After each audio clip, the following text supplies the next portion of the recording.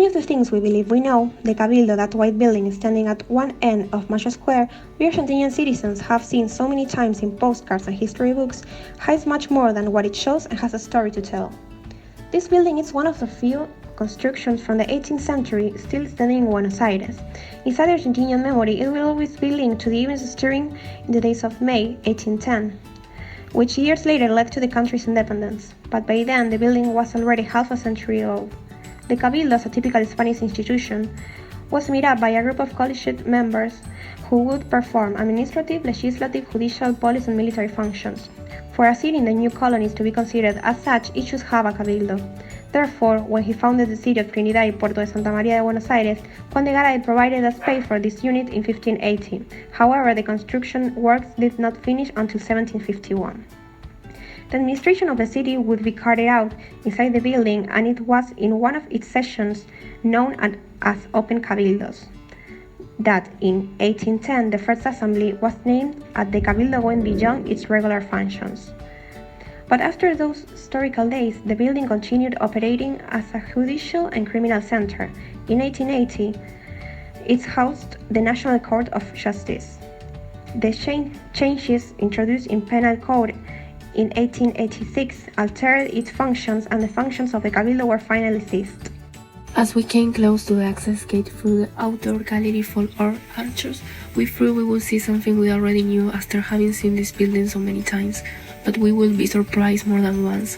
The first thing that caught our attention as we had a look at the original 18th century stocks at the entrance was to learn that at the time of the revolution and long afterwards, the building would house the prison of the city of Buenos Aires. The law of the time made a difference between white, black, and Latins. The prisoners would be arrested and tortured according to the regulation in force until practically the end of the 19th century.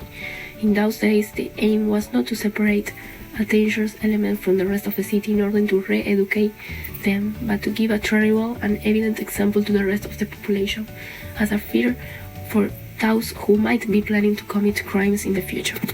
We came to a second surprise following the information signs displayed all throughout the museum. It turns out that this building we were visiting, seen portrayed in so many pictures in the history books, was not exactly the same building that many revolutionaries saw in 1810. By the 1930, when it was about to be demolished, it was declared National Historical Monument, and the projects to rebuild it began. The Cabildo had a completely different aspect. In 1860, its tower had been remodeled. In 1880, a third body had been added to the tower, and its aspect had been modified in order to cover the Spanish style and make the construction more similar to Italian-French architecture typical of those days. In 1889, 3 arches had been turned down in the north wing in order to open a way for Mayo Avenue. As a consequence, and in order to keep the symmetry of the building, the tower built in 1880 was knocked down. In 1831, the 3 arches of the south wing were pulled down to open for a Julio Argentino Roca diagonal. It was about to be completely demolished, but a campaign was organized to reach awareness of our historical heritage, and it resulted in the building we see today. The Cabildo can be found just across Plaza de Mayo, and it is one of the most famous Argentinian buildings. Nowadays, it is part of the National Museum of Cabildo and May's Revolution, which depends on Nation's Culture Secretary. It is located in Bolívar 65, Plaza de Mayo. The visit to this museum is the best option for children and grown-ups to know the history of May's Revolution and the facts that started the country's independence. To get to know the interior of the Cabildo is an ideal activity to carry out as a family during weekends.